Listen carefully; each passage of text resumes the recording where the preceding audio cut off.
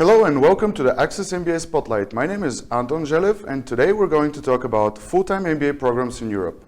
I'm joined by four distinguished guests from prestigious schools in the UK and France. We have Ms. Catherine O'Sullivan, Program Recruitment Manager at Henley Business School. Hi, thanks so much for having me. We have François Blanchet from Ecole de Ponts Business School. Hello, I'm glad to be here. We have Dr. Kelly Vincent, Principal, Lecturer and MBA Director at Westminster Business School. Hello, lovely to speak with you today. And we have Dr. Paul Lewis, Senior Lecturer in Political Economy at Birmingham Business School. Hello, everybody. Thanks, Anton. Hello, I'm glad to have you here. Let's start right in. Let me start by asking you to describe briefly your MBA programs, and let's start with Dr. Kelly Vincent. Hello. Well, the Westminster MBA, we're an MBA based right in the heart of London. We're opposite Baker Street Station on Marylebone Road, so we literally overlook Madame Tussauds if you like waxworks. Our MBA is both a full-time MBA and an executive part-time MBA. And although we are one of the biggest business schools in the UK, we actually have a relatively small MBA, and we keep it very small and exclusive. The idea is that we mix our students together wherever we can. So we have full-time students working alongside executive students, because we really feel that brings an interesting dimension to the classroom. So if you're bringing groups together who are immediately coming with different perspectives, they're either looking at getting through the programming in a very intensive one-year period.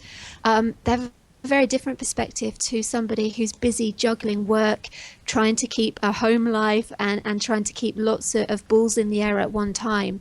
And so that makes for really a great way to work with a variety of different people in different types of projects and experiences throughout the program. And our program is really designed to bring the world of business and organizations to life. So when groups are working together, the idea is that they'll be working with different groups at different points for different purposes. Mm-hmm. Interesting. Catherine? Oh, yeah. So the Henley Business School is the business school at the University of Reading. Reading is located about 25 minutes from London by train. We're actually the oldest business school in the UK and one of the oldest in Europe. And we're consistently ranked among the top 50 business schools by the Financial Times and The Economist. Our 12-month full-time MBA program actually requires a minimum of 3 years of work experience from applicants to the course. So that way the students do have quite a bit of work experience. Our most recent cohort actually had, on average, 9 years of work experience. So the students on the course really come from a lot of different industries, different backgrounds, but they bring quite a bit of real world and real life experience, and then they bring that into the study environment. Really because of that, we're consistently ranked in the top 25 business schools or full-time MBA programs in the world. Right, so a very hands-on cohort? Yes, absolutely. Interesting. Paul, what about Birmingham? Well, I was interested to hear that Henley's the oldest business school in the world, because we usually claim that. We won't quibble over that. We're part of an old, what's called a red brick university in the UK. So it was founded at the end of the 19th century, and there was a School of Commerce from 1900. We're a large business school, over 150 academics, and the full-time MBA program is a relatively small program because we are very selective on who we let come onto that. So that's around 40 to 50 students. The program is what's called triple accredited, so it's been accredited by the three major international bodies, so that includes both the school and the MBA program.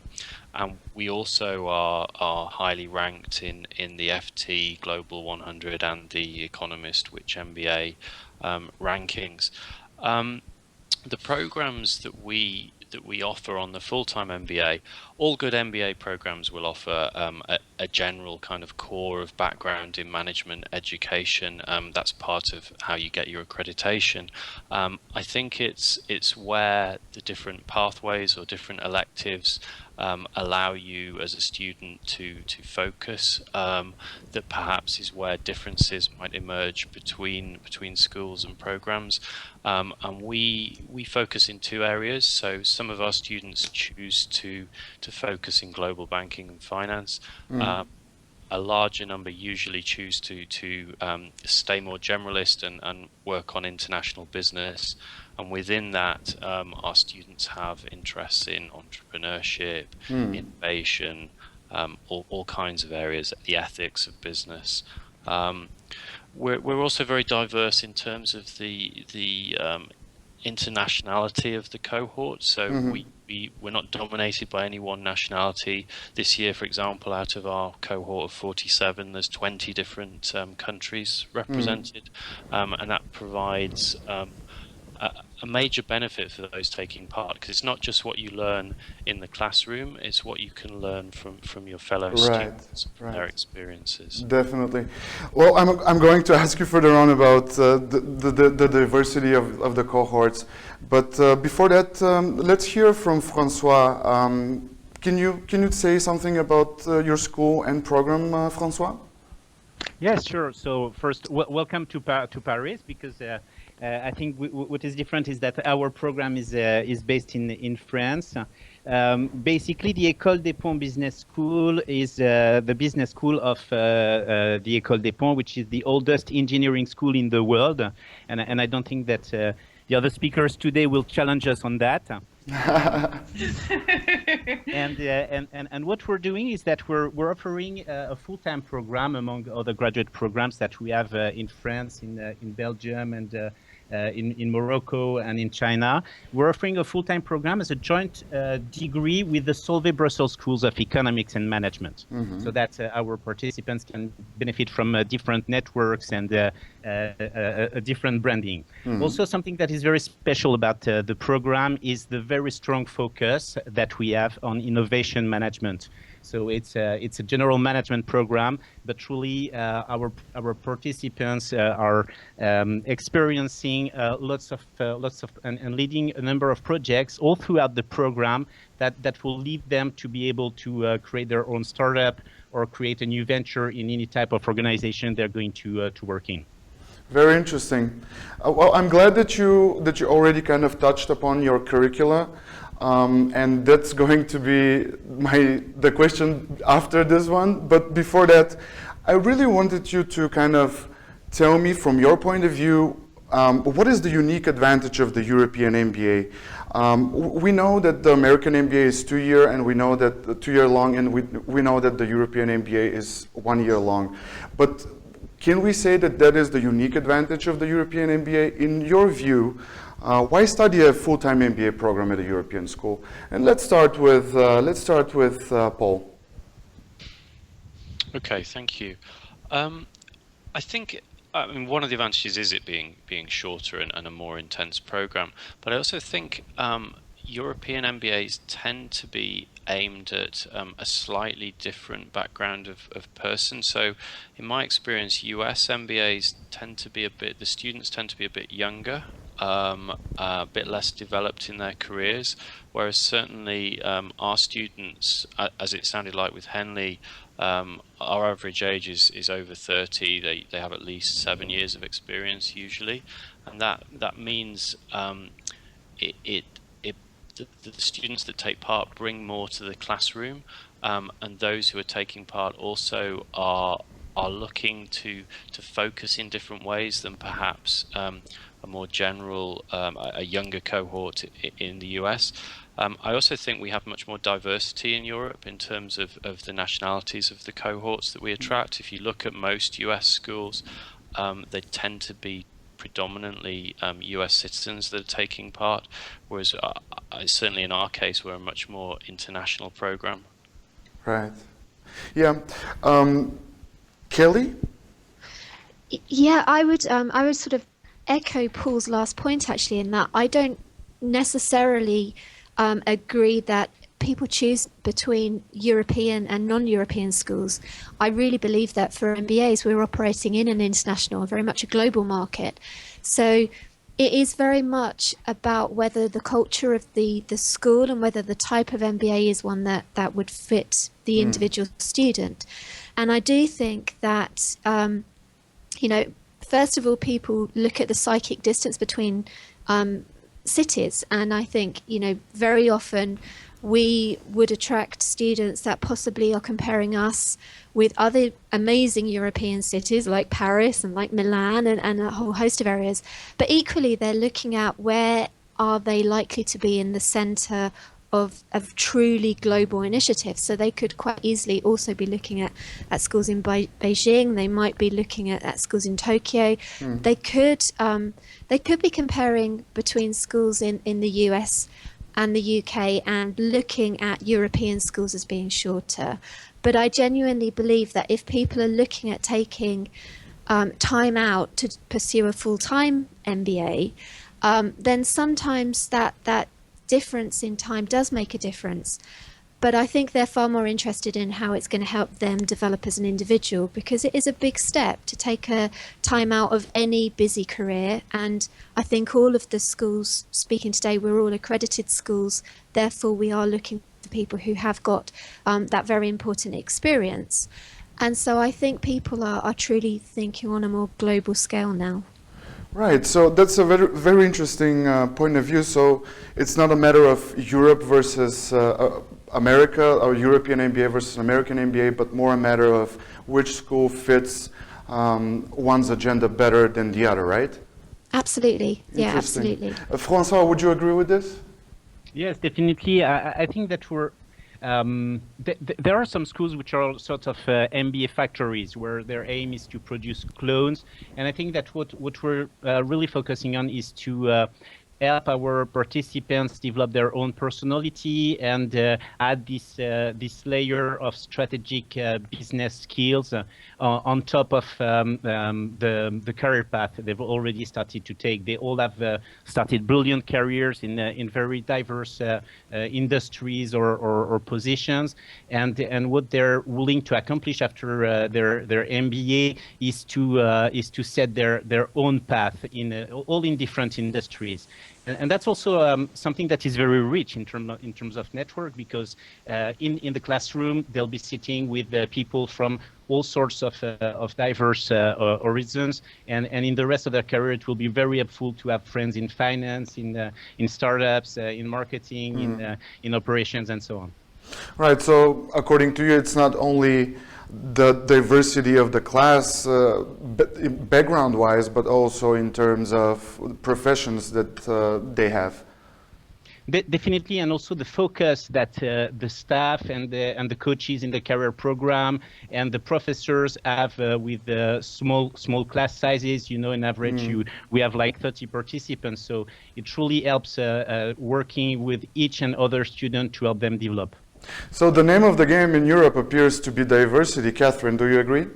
Yeah, absolutely. What's quite interesting from my experience, so I'm American, but I've lived and worked in continental Europe and now the UK, and worked at business schools throughout my career in Europe and the UK, is that I think this kind of draws on so much of what everyone else has kind of said, is that I will say that to some degree American schools do tend to be fairly insular and have this kind of American perspective about business, whereas European MBA programs are very much geared towards internationalization. I think there's a recognition amongst faculty, staff, students that business is actually very global, that it's not so much now dominated by Americanness as much as it's dominated by this global perspective. And what European MBA programs really do very much focus on is stressing that diversity of cohort, the diversity of industry, the diversity of country, the diversity of cultural studies, all of these things that really go into making even SMEs to multinationals really work and really get at the core of business now. And from that perspective, studying at a business school in Europe, no matter if you're on the continent, if you're in the UK, you're really going to get an experience that you might not necessarily get in some other places. Right. It's interesting that your case is almost a case in point. You being American and you now working in Europe and representing the European MBA, that is quite diverse in itself. Yeah, absolutely. And I think what it really kind of shows is how appealing programs are in Europe. Yeah. Exactly. Now, for Americans, like we've now had a record number of Americans and North Americans, Canadians and Americans apply this year for our program. I think particularly because of this emphasis that European schools are placing on diversity and on internationalization. Very interesting. All right, so on to the next question. Small and medium enterprises are the fabric of the European economy, but at the same time, major European cities like London and Frankfurt, they are financial hubs for big capital, right? So in that sense, what is the main focus of your program in terms of the curricula? Is it entrepreneurship? Is it financial markets, general management? Could you maybe explain to our listeners what the focus is and how do you manage to cover all these very big and important areas of business studies, considering the European context? Catherine, why don't you just continue? I think this is something that was raised earlier, that Paul raised, is that most European schools very much follow the generalist model of business schools. So they cover kind of all of the different aspects of business more generally. So operations, human resources, financial management, marketing management, things like that. And with the Henley MBA in particular, we very much kind of look at where we try to differentiate is the faculty focus on leadership and personal development and strategic thinking. So soft skills that are actually quite hard to kind of formalize in a classroom setting, but throughout all of the modules, there's this underlying kind of stress on how to become a leader, how to maintain a leadership perspective, and also how to think strategically. And within our generalist MBA, we active modules that students can choose from all of our 43 different master's programs. So that way students are able, through the elective modules, to specialize. And we also offer either a dissertation option, which is a more academic thesis, or we offer an applied business project where students can actually write their dissertation at a company. And so do a really kind of focused study, but that's very practical. So in terms of what our program is trying to do is it's a generalist program to really kind of aim students to go into working for SMEs all the way to multinationals, and to give them all of the kind of key skills in all of the different areas, but to develop some real soft skills that are very, very meaningful and very necessary to advance in the business world. And then we allow them to specialize by elective module offerings and things like that. Francois, you previously talked about how Ecole de Ponts is focused on entrepreneurship, and then how this is very important to your program. Can you maybe elaborate a bit more on this? How does your curriculum cater to this particular field? Yes, with pleasure, and not only on entrepreneurship, but on innovation management more globally. Well, we have this vision here, maybe because our mother school is an engineering school. We have this vision that what's really changing today in the business world is, of course, globalization. Now, all the multinationals need to really think globally, but also the major trend that businesses are facing today is all the new technologies that are really reshaping the world of business. And I mean, if you go around Paris or Brussels and you discuss with multinational CEOs, they will all tell you about the digital transformation program that they have within their own company. And all of them, even in brick and mortars businesses, they're really focusing on that. So that's the reason why we've really decided to take this strong focus on innovation management, and that can serve you either if you'd like to go working in a startup or start your own business, but also in very traditional industries. And the way it's really incarnated in the program is not only do we offer, I would say, 1/3 of our classes on topics related to management of innovation, design thinking, and strategic e-business, but also our participants all through the curriculum are leading hands-on projects on real cases that really enable them to not only experience the newly acquired skills in the MBA, but also develop themselves as venture leaders. Right. Very interesting. Kelly, what about Westminster?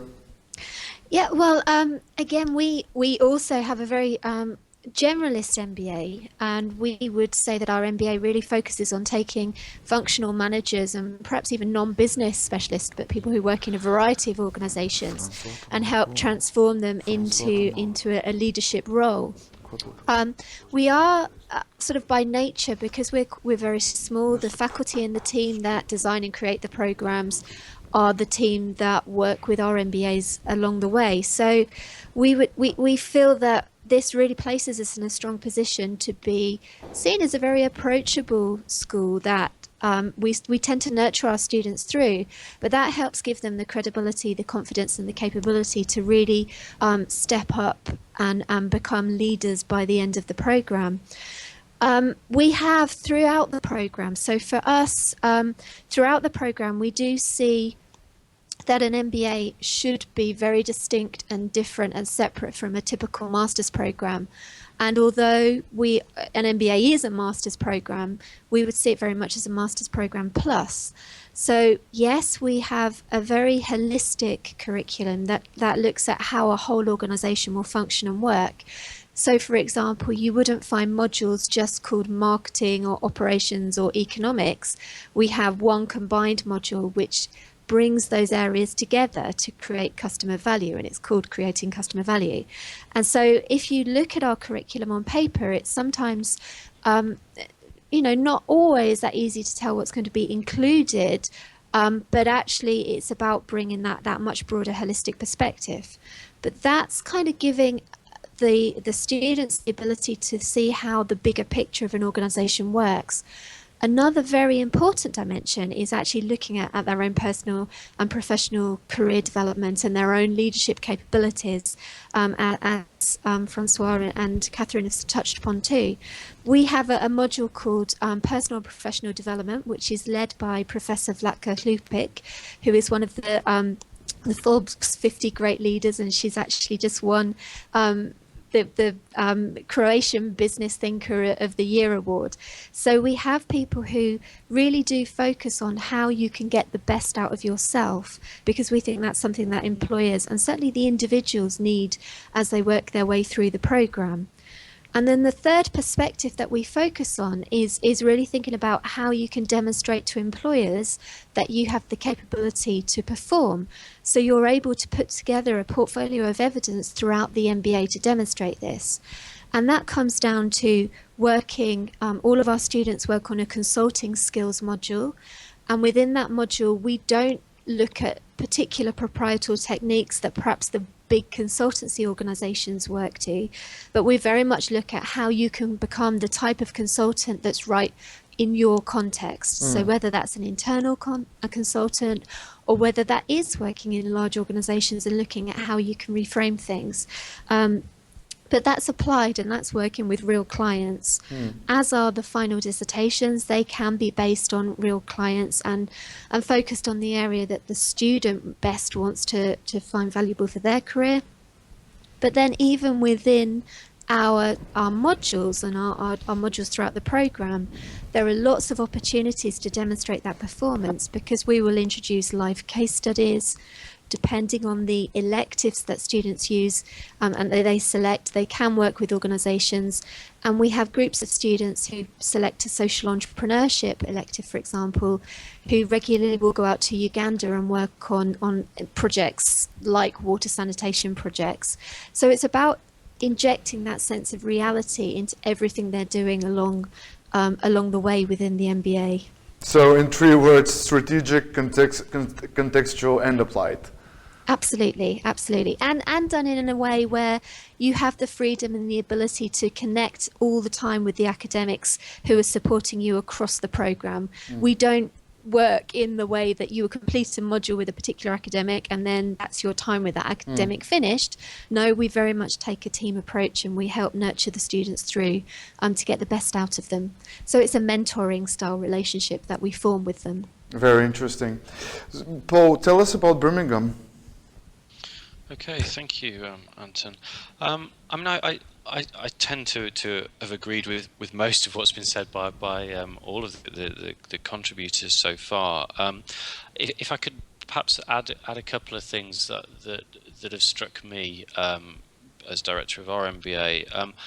Most of the students that we get who come to do an MBA are looking probably to broaden their skills. So they've developed a career in a particular area and they're choosing to take time out now in order to get a broader understanding of business, which while they may go back into that area or industry in the immediate term after the MBA, they're looking ultimately to step up to a leadership role that requires a breadth of understanding of the different areas of business. And I think that is fundamentally why MBAs as professional qualifications are important to be general degrees. Rather than MSCs, which tend to focus more on specialist knowledge within a particular area that may be more academic. Beyond that, different students do have different interests, and that is really where electives allow them to pursue those interests, and they can at Birmingham they can keep that quite diverse, or they can try and group their choices to have a theme to them.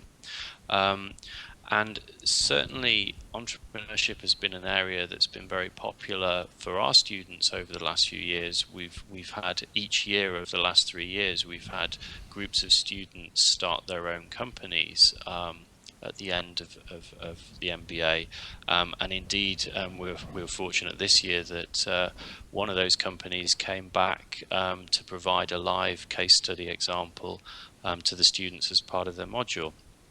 I think the other things that have been mentioned are very important. So students, when they're doing an MBA, it's a period where they grow as people as well. It's an opportunity, taking time out from work, to really start to understand yourself and your skills and to develop those skills further. And so the kind of opportunities to work with other students and to work with both academic advisors but also advisors on plotting a kind of pathway through your career coming out of the MBA experience, I think is something that we do very well, and we put a lot of time into one-to-one coaching and mentoring of students regarding employability. We also try very hard to create links. We've called it a bridges mentoring scheme between alumni who are now in perhaps the next stage of their careers in different industries, in different functions, so that it helps current students to see what it takes to actually start to set very clear plans and to execute them. The final thing that I was going to mention, which I think some of the other contributors have also said, is that I think something else that's very, very unique to the MBA and an important development opportunity is the extent to which the activities which students engage in can often involve external companies and real life problems.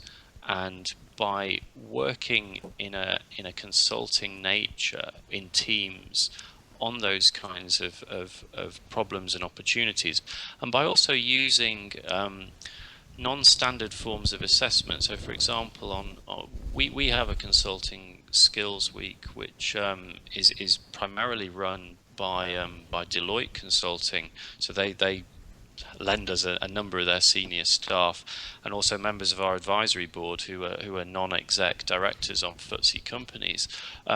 But that's structured in a way that there's a simulation running through the week, and we create scenarios like a boardroom situation where there are senior business people that the students have never met before representing each functional area, and they get to go in and ask them questions about the game that we're running in order to get information that's crucial to their final solution to the problem that they're going to present. Those kinds of opportunities are, I think MBAs try to use more innovative, at least we do certainly, innovative forms of engagement and assessment that are geared to the development of the skills of the student, as well as them taking away the kind of theoretical understanding and breadth of perhaps more academic knowledge that is obviously part of the curriculum as well. Right. Now that you've all contributed to this question, I really liked how Kelly described the MBA as a master's plus, because from all what you said, it really does appear that there's so much strategic and contextual overview of things that are related to business, and there's also the hands-on approach which all of your programs have. And that really sounds to me, and I think our listeners will agree to this, that the MBA, and especially the full-time MBA, really does give the full picture. And I think our listeners will be happy to hear that. But all of you talked already about how diverse MBA cohorts in Europe are. Can you briefly tell me about your particular programs? What is the international to home ratio in terms of your participants? Catherine?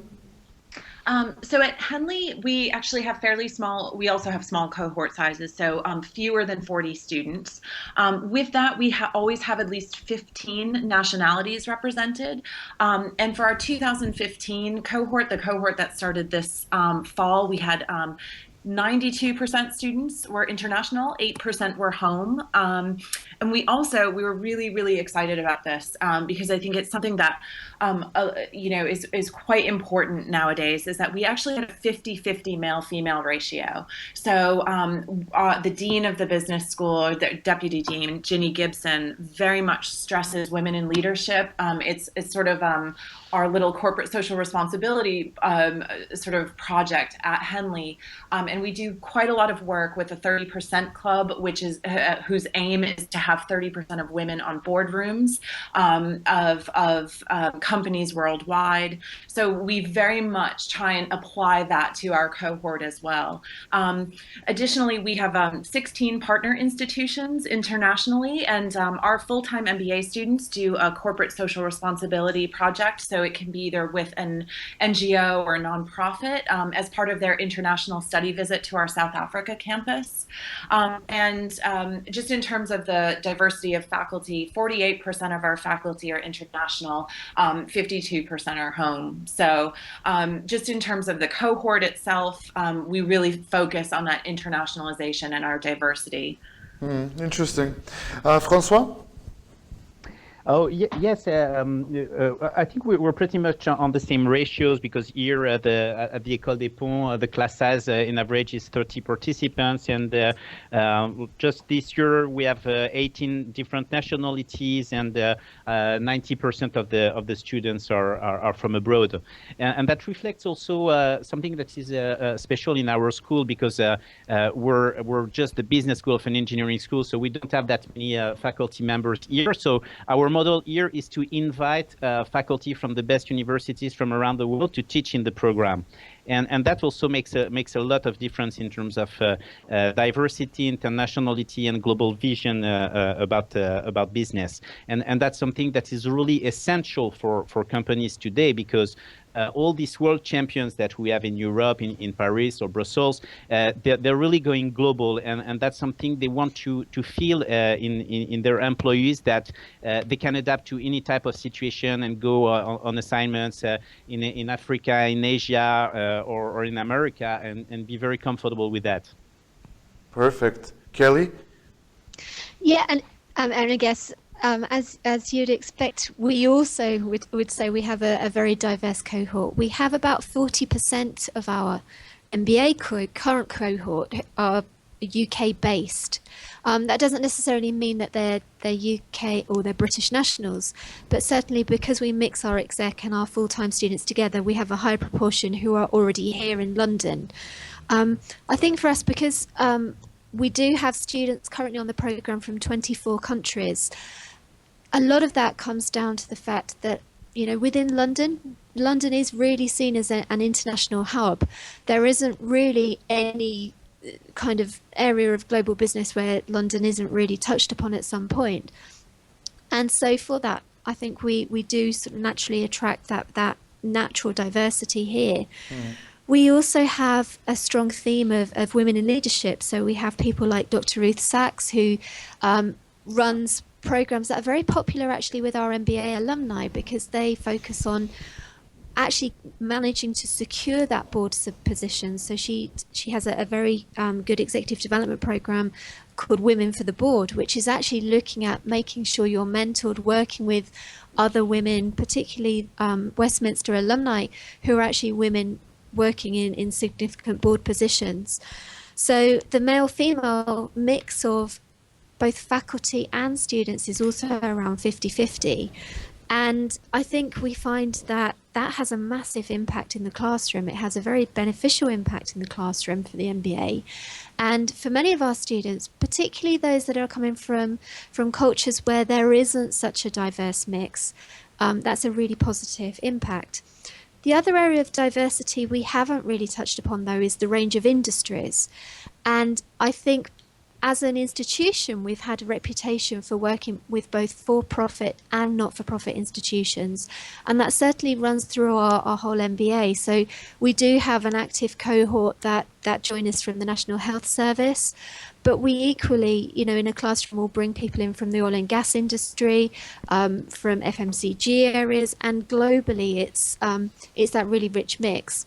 I think last September I was very surprised because we had two of our cohort joined from the same industry, and I think that was possibly the first time it had happened in that same cohort. And they'd both come from the oil and gas industry, but one was a psychologist working for an oil company, and one was an organisation that looked at constructing oil rigs. So again, same industry, but vastly different roles represented, and those conversations in the classroom, you can imagine, were really stimulating.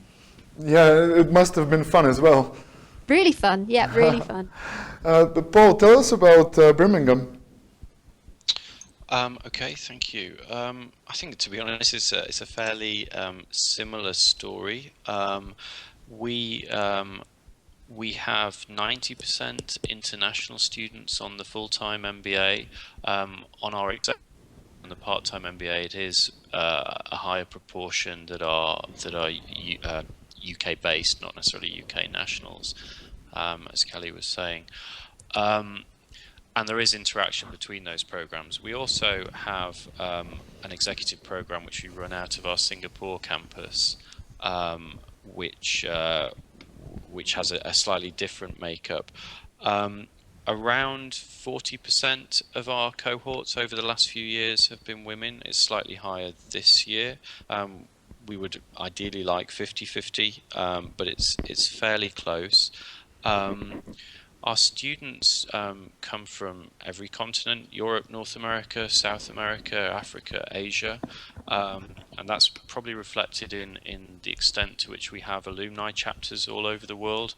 I think there's chapters currently in 16 different countries. We have over 5,500 alumni over 80 countries of the world. Um, Essentially, the faculty also reflect the kind of diversity of the student body. We aim for a good male-female ratio, which is similar to the student one, and there's a wide range of nationalities represented. In terms of industry and functional areas, again, it's something that we do in our recruitment, that we're looking to try and create a balanced cohort where the students are going to learn as much from each other's experiences as they are from what they're going to do in the classroom and hear from academics. I was looking at some data on what our graduates have gone into, and as you might expect, finance and consulting are well represented industries, but there's also a significant number going to technology, oil, gas, petroleum, consumer goods, government, manufacturing, and as I've been saying, a number either start up their own companies each year, or are doing an MBA to maybe develop family businesses. That's also been a trend. Yeah, I've been very happy to welcome back. We actually have a donor who did his MBA 20 years ago, developed his family business into a multinational enterprise from what was something very small, and now chooses to give back both financially and to mentor current students, which is very nice to see those kind of progressions work through. That sounds fascinating, actually.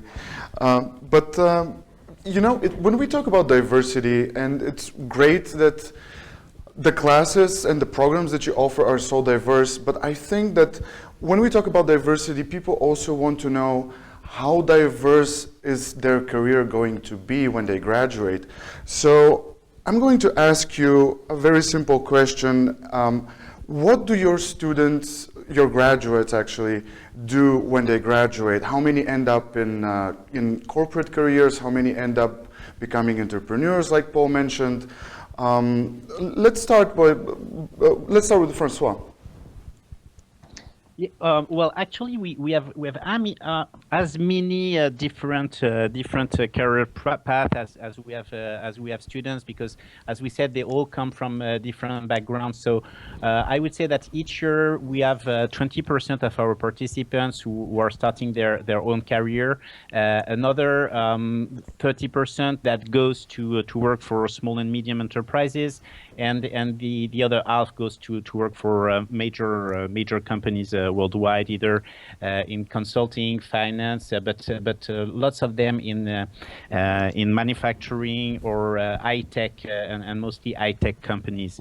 France and Europe as a whole are really renowned for their technology, and we as I said, we have world champions throughout the world, and I think what is an asset for European MBA and for our participants who want to have an international career is to be able to demonstrate that not only they took classes in Europe, but they also managed to have an interesting career in Europe before they move on to the next location. And that's what most of our participants do. They after the program, some of them find a job directly, some of them go for an internship, and they end up working for a number of years in Europe before they engage in an international career, leveraging their own culture and their own experience before they join the program. Very interesting. Catherine, what do your graduates do after they finish their studies? Yeah. So I think actually quite similar in terms of most other small business schools, so schools that have fewer than 50 students per cohort. I think you'll see it's a very diverse kind of industry sector kind of job position that they go into. So we have the Henley Center for Entrepreneurship. So there's quite a number of our MBA students who very much focus on entrepreneurship. So I'd say about 20% go into entrepreneurship and consulting. About 30% actually go and go back to work for SMEs or MMEs, things like that. About 50% go into multinationals, so that can either be here in the UK or internationally. Really, what we try and do with our cohort is very much start from where the student is and where they want to be. So the careers team really looks at each individual person on the cohort, spends time getting to know them, to know what their work history has been, but also if they want to switch industries or sectors. And then there's a series of kind of formal careers development, and which will be sort of workshops, lunchbox sessions, kind of more games kind of participation, formal workshop series in conjunction with some of the kind of industries in and around Reading and London. And then we look at where the student wants to be. And so we take them through that kind of process of discovering themselves, and whether they want to change industry, whether they want to start their own business, or whether they want to continue their career. So, I think it's probably very similar, but yeah, I would say about 20% go into entrepreneurship and consulting, about 30% go into SMEs and MMEs, and then about 50% go into multinationals. So quite similar, actually. Paul, is it similar at Birmingham Business School? I think that a larger proportion go into multinationals from our cohorts. And that might be for a number of reasons. A proportion of our cohort every year is sponsored students from their current employer, and it tends that SMEs and MMEs are usually in less of a position to sponsor people. So those students are either going to go back to their sponsor, or they're going to tend to go back to it or go on to a multinational unless they take a real break and do something quite entrepreneurial.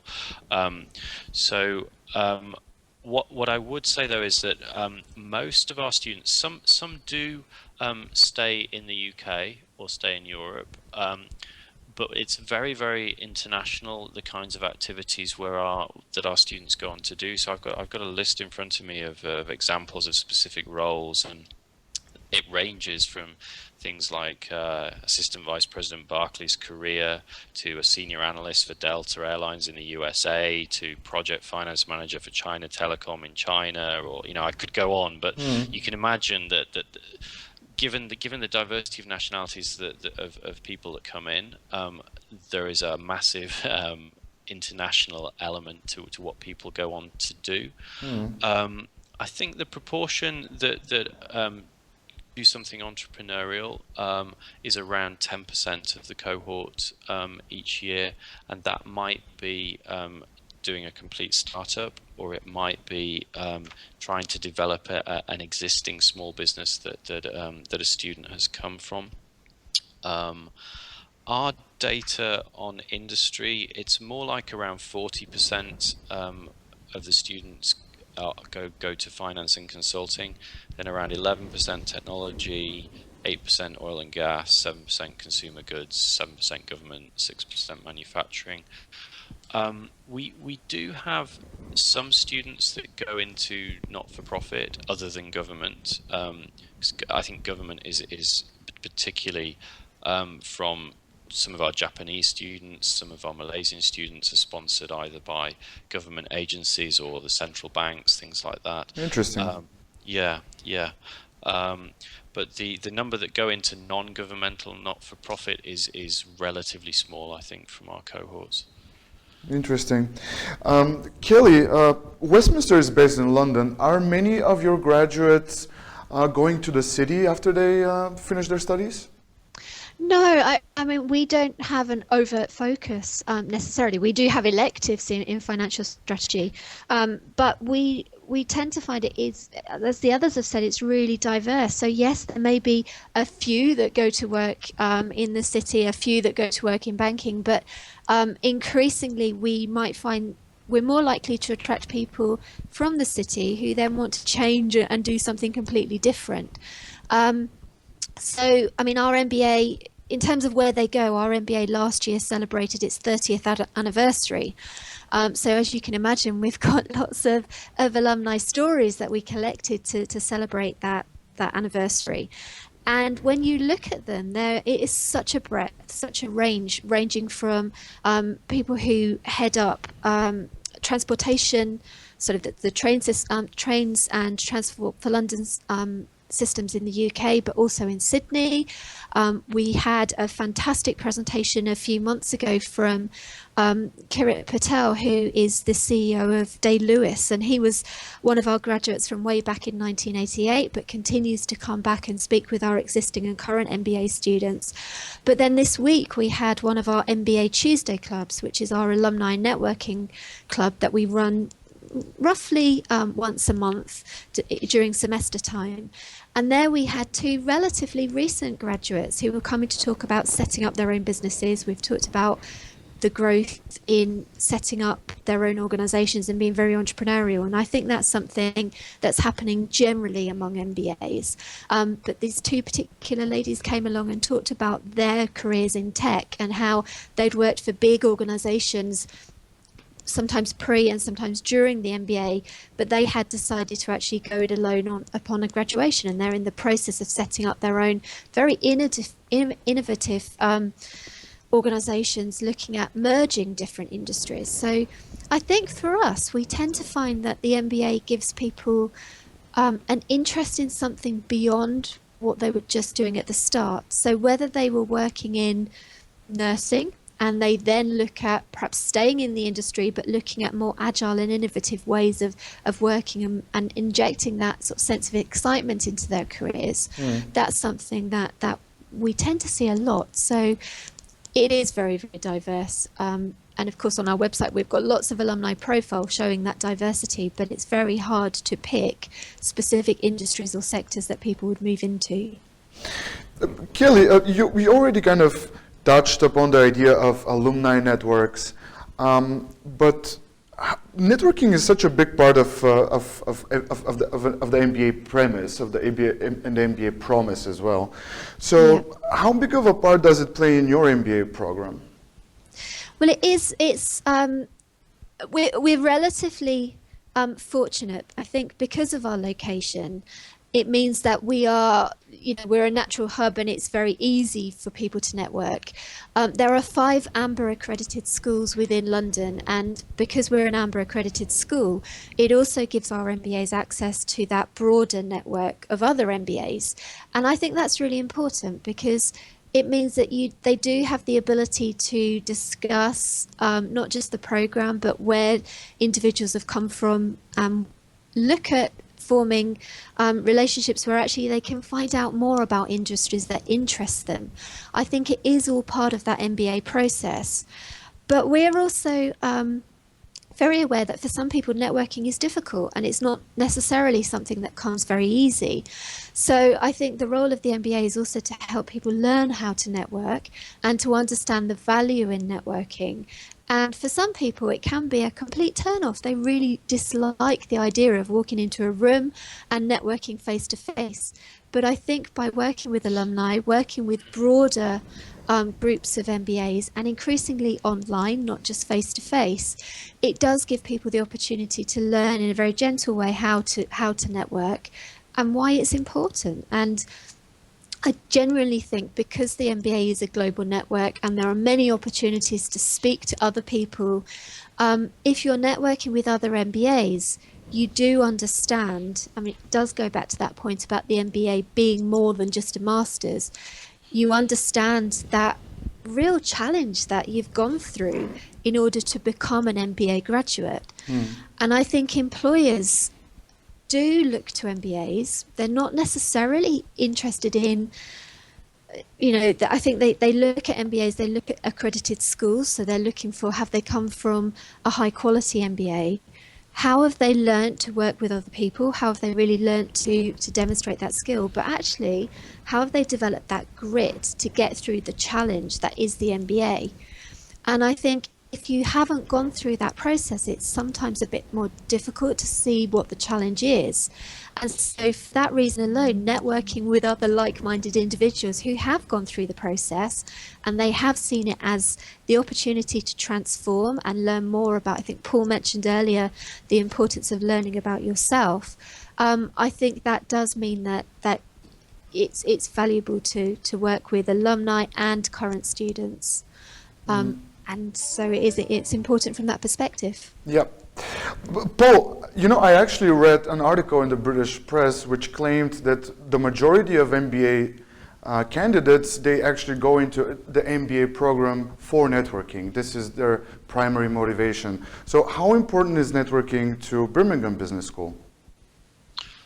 I think it's a central component of the MBA, and particularly of our MBA. And what you're trying to do is create opportunities for people to interact with other alumni, but also with other kinds of representatives from industries and from occupations that students might be interested in at different stages of their careers. So we try to develop a sort of portfolio of opportunities for the students to engage with networking.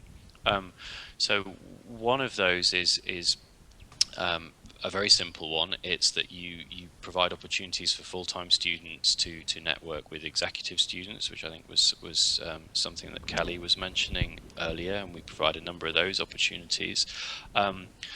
We put on what we call a Distinguished Leaders Seminar Series, which is very senior alumni come back to talk about particular issues with their careers and the areas that they work in, and that's mainly aimed at it started off as aimed at our MBA, but it's been widened out to a bigger audience now. But the sorts of speakers we've had recently include the CEO of Sainsbury's, the HR director at the BBC, CEO of BP. They all tend to have got to a stage in their careers where they really are leaders and can talk about the path that they've taken. So that's kind of networking where the distance is quite great between the current students and those sorts of alumni. We try to sort of fill that gap somewhat with bringing back past students to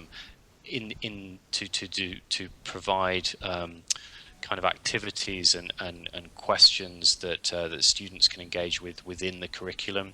So there are multiple of our modules that have real life case study or consulting examples within them, and as far as possible we try to bring back our alumni for that.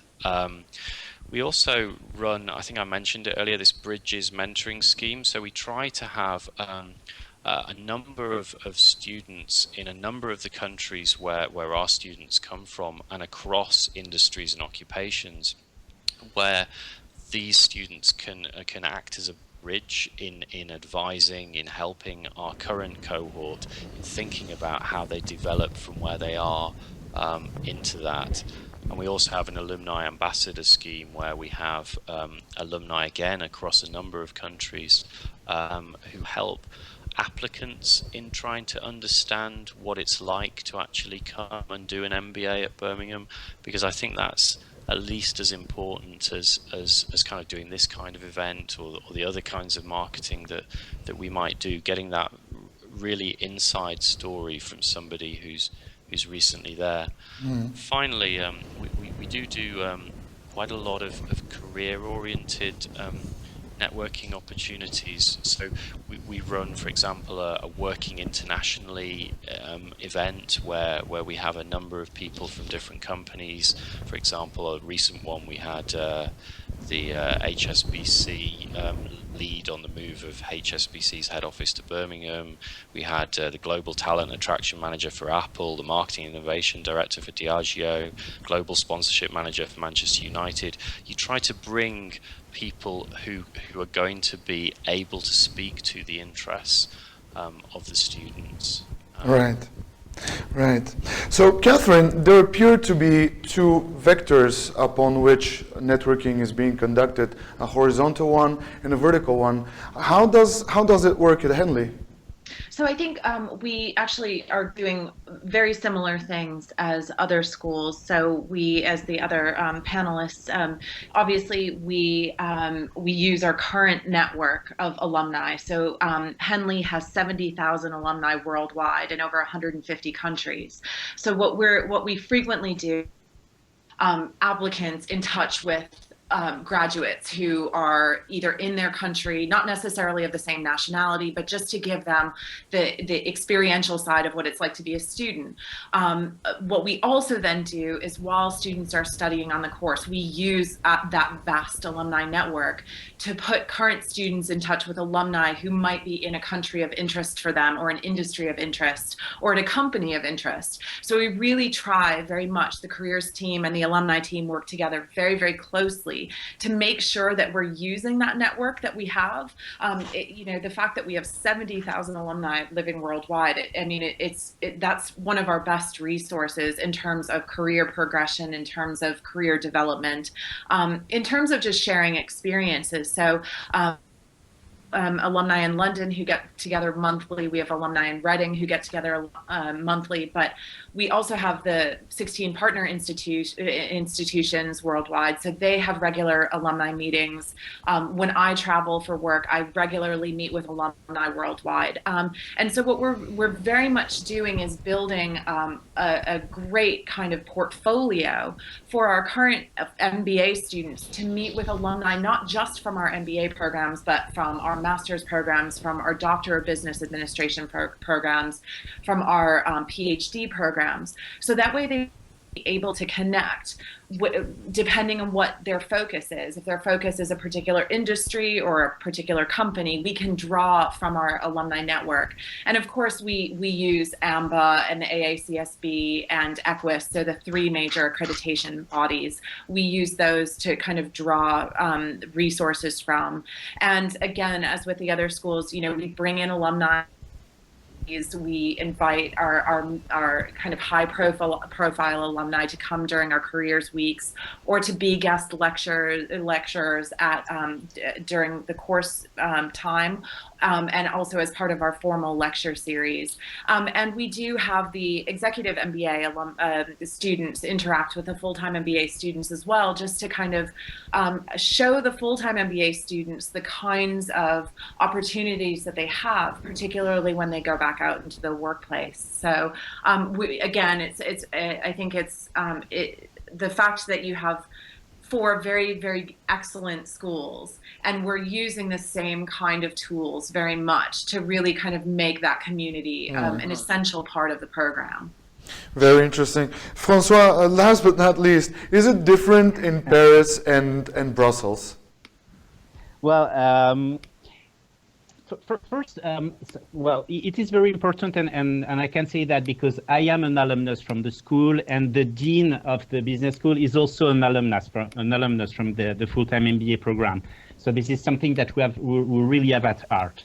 But there is something that I would like to do first, is to address this cliche that it's because you graduated from the same MBA program that somebody is going to give you a job.